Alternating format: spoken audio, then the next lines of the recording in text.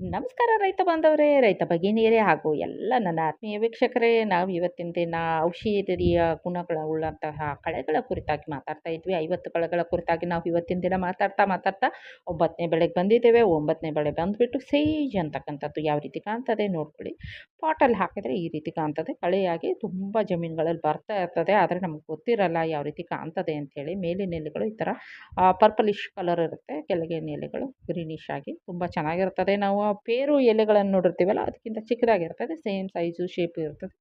ಇದನ್ನು ಸ್ವಲ್ಪ ಕೈಯಲ್ಲಿ ಹಿಡಿದ್ಬಿಟ್ಟು ಹೀಗೆ ಅದುಮಿ ವಾಸನೆಯನ್ನು ತಗೊಂಡ್ರೆ ಸುಗಂಧಭರಿತವಾಗಿರುತ್ತೆ. ಆದ್ದರಿಂದ ಇದನ್ನು ಕಂಡುಹಿಡಿಯೋದು ಯಾವ ರೀತಿ ಅಂತ ನೋಡ್ಕೊಳ್ಳೋದಾಗತ್ತೆ. ಇದನ್ನು ಕಂಡು ಹಿಡಿದಾದ್ಮೇಲೆ ಇದನ್ನು ನಮ್ಮ ಪಾಟ್ಗಳಲ್ಲಿ ನಾವು ಇವತ್ತಿನ ದಿನನಿತ್ಯ ಜೀವನದಲ್ಲಿ ಯಾವಾಗೂ ಹೋಗಿ ಹೊಲಗಳಿಂದನೇ ತರಬೇಕು ಅಂತಿಲ್ಲ. ಆ ಕಳೆಗಳನ್ನು ನಮ್ಮ ಪಾಟ್ಗಳಲ್ಲಿ ಕೂಡ ಹಾಕ್ಕೊಂಡು ನಮ್ಮ ಮನೆಗಳಲ್ಲಿ ಬೆಳೆಸ್ಕೊಳ್ಬೋದು. ಹಾಗಾದರೆ ಇದ್ರ ಕುರಿತಾಗಿ ಮಾತನಾಡೋದಾದರೆ ಏನು ವಿಶೇಷತೆ ಅಂಥೇಳಿ ಇವತ್ತಿನ ದಿನ ನಾನು ಇದನ್ನು ಸೆಲೆಕ್ಟ್ ಮಾಡಿದ್ದೇನೆ ಮಾತನಾಡಲಿಕ್ಕೆ ಅಂತ ಹೇಳಿದರೆ, ಮೊದಲನೇದಾಗಿ ಇದರದ್ದು ಬೊಟಾನಿಕಲ್ ನೇಮ್ ಬಂದು ಸಾಲ್ವಿಯಾ ಆಫಿಸಿನಾಲಿಸ್ ಅಂತಕ್ಕಂಥದ್ದು. ಸಾಲ್ವಿಯಾ ಆಫಿಸಿನಾಲಿಸ್ ಇದು ಒಂದು ಗಾರ್ಡನ್ ಸೇಜ್ ಅಂತ ಕೂಡ ಕರೀತಾರೆ. ಅಂದರೆ ಗಾರ್ಡನಲ್ಲಿ ಕೂಡ ಬೆಳೀತಾರೆ, ಮನೆಯಲ್ಲಿ ಇಂಡೋರ್ ಪ್ಲಾಂಟ್ ಆಗಿ ಬೆಳಿಬೋದು. ಇದನ್ನು 1-2 ಎಲೆಗಳನ್ನು ಕಷಾಯವಾಗಿಯೋ, ಟೀ ಆಗಿಯೋ, ಅಥವಾ ನಾವು ಮಾಡ್ತಕ್ಕಂಥ ಸ್ವೀಟ್ಗಳಲ್ಲೋ, ಅಥವಾ ಕರಿಗಳು, ಪಲ್ಯಗಳೆಲ್ಲ ಅದರಲ್ಲಿ ಸ್ವಲ್ಪ ಹಾಕಿದರೆ ತುಂಬ ಆಯಿಲ್ ಇರ್ತದೆ ಇದರಲ್ಲಿ. 1-2 ಎಲೆಗಳನ್ನು ಹಾಕೋದ್ರಿಂದ ತುಂಬ ಸುಗಂಧಭರಿತವಾದಂತಹ ಟೇಸ್ಟನ್ನು, ಫ್ಲೇವರನ್ನು ಕೊಡ್ತದೆ ಅಂತಕ್ಕಂಥದ್ದು. ಟ್ರೂ ಸೇಜ್ ಅಂತ ಕರೀತಾರೆ, ರಿಯಲ್ ಸೇಜ್, ಸಾವಿಯಾ, ಎಸ್ಟರ್ ಸೆಲ್ವಾಯಿ ಅಂತ ಕೂಡ ಕರೀತಾರೆ. ಏನಿದು ಅಂತ ಹೇಳಿದರೆ, ಇದೊಂದು ಹುಡ್ಡಿ ಥರ ಬರುತ್ತೆ. ಅಂದರೆ ಇದು ಕಾಂಡ ಸ್ವಲ್ಪ ಕಟಿಗೆ ರೀತಿಯಲ್ಲಿ ಬರ್ತದೆ. ಇದೊಂದು ಹರ್ಬ್, ಅಂದರೆ ತುಂಬ ಎತ್ತರಕ್ಕೆ ಬೆಳೆಯಲ್ಲ, ತುಂಬ ಚಿಕ್ಕದಾಗಿ ಬೆಳೀತಕ್ಕಂಥದ್ದು. ಇದು ಮಿಂಟ್ ಫ್ಯಾಮ್ಲಿ. ಮಿಂಟ್ ಅಂತ ಹೇಳಿದರೆ ನಮ್ಮ ಪುದೀನ ಫ್ಯಾಮ್ಲಿಗೆ ಸೇರಿರ್ತಕ್ಕಂಥದ್ದು. ಪುದೀನನ ಎಲ್ಲರೂ ನೋಡಿರ್ತೀವಿ. ಪುದೀನ ಮತ್ತು ಇದು ಅಕ್ಕ ತಂಗಿ ಅಂತ ಹೇಳ್ಬೋದು. ಪುದೀನ ಯಾವ ರೀತಿ ತುಂಬ ಅದು ಒಂದು ಎಲೆ ಹಾಕಿತ್ತು ಅಂತ ಹೇಳಿದರೆ ಆ ಆಹಾರದ ಸುಗಂಧವೇ ಚೇಂಜ್ ಆಗಿಬಿಡ್ತದೆ ಅಲ್ವಾ. ಆದ್ದರಿಂದ ಅಷ್ಟೇ ಇದು ಕೂಡ ಕೆಪಾಸಿಟಿ ಉಳ್ಳಂಥದ್ದು. ಅದಕ್ಕಿಂತ ಇನ್ನೂ ಹೆಚ್ಚಿನ ಒಂದು ಔಷಧೀಯ ಗುಣಗಳನ್ನು ಹೊಂದಿದೆ ಅಂತಕ್ಕಂಥದ್ದು. ಇದನ್ನು ಸ್ಟ್ಯಾಪಲ್ ಇಂಗ್ರೀಡಿಯೆಂಟ್ ಆಗಿ ತುಂಬ ಕ್ಯೂಸಿನ್ಸ್ಗಳಲ್ಲಿ ಬಳಸ್ತಾರೆ. ಸ್ಟ್ಯಾಪಲ್ ಇಂಗ್ರೀಡಿಯೆಂಟ್ ಅಂದರೆ ಅದನ್ನೇ ಮುಖ್ಯವಾಗಿ ಬೇಕು ಅಂಥೇಳಿ ತುಂಬ ಬೆಳೆಗಳಲ್ಲಿ ಬಳಸ್ತಾರೆ.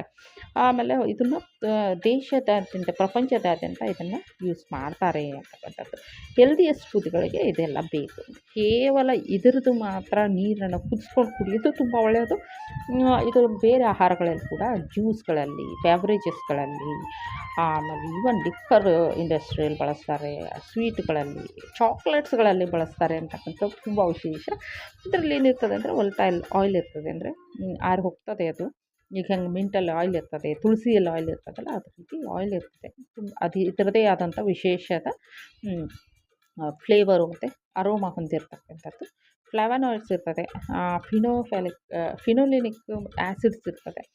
ಟೀಯಲ್ಲಿ ಇರ್ತದಲ್ಲ, ಅದೇ ರೀತಿ ಫಿನೋಲಿಕ್ ಆ್ಯಸಿಡ್ಸು ಅದು ತುಂಬ, ಅಂದರೆ ಟೇಸ್ಟ್ ಒಂದೇ ತಗೊಂತು ಅಂತ ಹೇಳಿದರೆ ಇದನ್ನು ನಾವು ಕನ್ಸ್ಯೂಮ್ ಮಾಡೋದು ನಮಗೆ ತುಂಬ ಇಷ್ಟ ಆಗಿಬಿಡ್ತದೆ.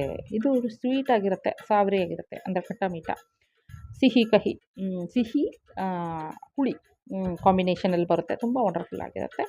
ಹೆಲ್ತ್ಗೆ ತುಂಬ ಒಳ್ಳೆಯದು. ಯಾವುದೆಲ್ಲ ಬೆನಿಫಿಟ್ ಕೊಡುತ್ತೆ ಅಂತ ಹೇಳಿದರೆ, ಡೈಹೀರಿಯಾ ಅಥವಾ ನಾವು ಲೂಸ್ ಮೋಷನ್ಸ್ ಆಗ್ತಾಯಿರ್ತದೆ, ನೀರಿನ ಅಭಾವ ಆಗ್ತಾಯಿರ್ತದೆ ದೇಹದಲ್ಲಿ, ಅಂಥವ್ರಿಗೆ ಇದು ತುಂಬ ಒಳ್ಳೆಯದು ಅಂತ ಹೇಳ್ಬೋದು. ಇದು ಬೋನ್ ಹೆಲ್ತ್ಗೆ ತುಂಬ ಒಳ್ಳೆಯದು. ಅಂದರೆ ಇದರಲ್ಲಿ calcium, highest calcium and phosphorus ಇರೋದ್ರಿಂದ ಇದರಿಂದ ಇದು ಮಾಡೋದ್ರಿಂದ ಹಲ್ಲಿನ ಆರೋಗ್ಯ ಮತ್ತು ನಮ್ಮ ಎಲುವಿನ ಆರೋಗ್ಯಗಳು ಇಂಪ್ರೂವ್ ಆಗ್ತದೆ, ಬೋನು.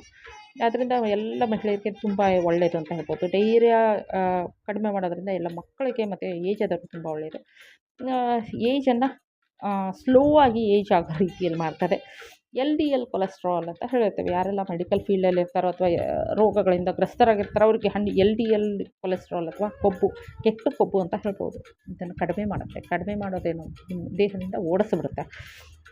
ಅಲ್ಝಮರ್ ಡಿಸೀಸ್, ಅಲ್ಝಮರ್ ಬಗ್ಗೆ ನಾನು ಲಾಸ್ಟ್ ವಿಡಿಯೋದಲ್ಲಿ ಕೂಡ ಹೇಳಿದ್ದೆ. ಅಲ್ಝಮರ್ ಅಂತಕ್ಕಂಥದ್ದು ನೆನಪಿನ ಶಕ್ತಿಯನ್ನು, ಈಗ ಯಾರೋ ವಯಸ್ಸಾದ ಹಿರಿಯರಿರ್ತಾರೆ, ಅವ್ರ ಮುಂದೆ ನಾವು ಹೋಗಿ ನಿಂತ್ಕೊಂತು ಅಂತ ಹೇಳಿದರೆ ನಮ್ಮ ಹೆಸರುಗಳನ್ನೇ ಅವರು ಗುರುತಿಸೋಲ್ಲ. ಅಂದರೆ ಮರು ರೋಗ ಬರುತ್ತೆ. ಅಂಥ ರೋಗಿಗಳು ಯಾರು ಇರ್ತಾರೆ, ಅಥವಾ ಮನೆಯಲ್ಲಿ ಯಾರಿಗೋ ಒಬ್ರಿಗೆ ಇದೆ ಅಂತ ಹೇಳಿದರೆ ಎಲ್ಲ ಫ್ಯಾಮಿಲಿ ಮೆಂಬರ್ ಕನ್ಸ್ಯೂಮ್ ಮಾಡಿದ್ರೆ ಅವ್ರಿಗೂ ಕೂಡ ಫ್ಯೂಚರಲ್ಲಿ, ಭವಿಷ್ಯದಲ್ಲಿ ಆ ರೋಗ ಬರೋದಿಲ್ಲ. ಅದರಿಂದ ಇದು ಒಳ್ಳೆಯದು ಅಂತ ಹೇಳ್ಬೋದು. ಮೆಮೊರಿ ಪವರ್ ಶಾರ್ಪ್ ಮಾಡುತ್ತೆ. ಹಾಗಾಗಿ ಮಕ್ಕಳಿಗೆ ಕಂಪಲ್ಸರಿಯಾಗಿ ಕೊಡಬೇಕು. ಆದರೆ ಎಲ್ಲ ಟೆಸ್ಟ್ ಅಷ್ಟನ್ನು ಮಾಡಿಬಿಟ್ಟೇ ಕೊಡಬೇಕು. ತುಂಬ ಎಕ್ಸಸ್ ಯಾವುದನ್ನು ತಗೊಳ್ಬಾರ್ದು. ಅತಿಯಾದದ್ದು ಅಮೃತ ಕೂಡ ಕಹಿಯಾಗಿರುತ್ತೆ. ಅದರಿಂದ ಎಷ್ಟು ಕೊಡಬೇಕೋ ನೋಡಿಕೊಂಡು ನಿಯಮಿತವಾಗಿ ಬಳಸಬೇಕು. ಮೆಮೊರಿ ಪವರ್ ಶಾರ್ಪ್ ಆಯಿತಾ. ನಂತರ ಇನ್ಫ್ಲಮೇಷನ್ ಇವತ್ತಿನ ದಿನ ಎಲ್ಲರಿಗಿರ್ತಕ್ಕಂಥ ಸಮಸ್ಯೆ ಅಂದರೆ ಜೀವನ ಶೈಲಿ ಸಮಸ್ಯೆ ಜೊತೆಗೆ ಊತಗಳು ಬರ್ತಾ ಇದ್ದಾವೆ. ಅಂದರೆ ಒಳ ಊತ ಅಂತ ಹೇಳ್ತೇವೆ. ಊತಗಳಂದರೆ ಸ್ವೆಲ್ಲಿಂಗ್ಸ್, ಒಳಗೊಳಗೇ ಸ್ವೆಲ್ಲಿಂಗ್ ಬಂದಿರುತ್ತೆ, ಗೊತ್ತಾಗಲ್ಲ.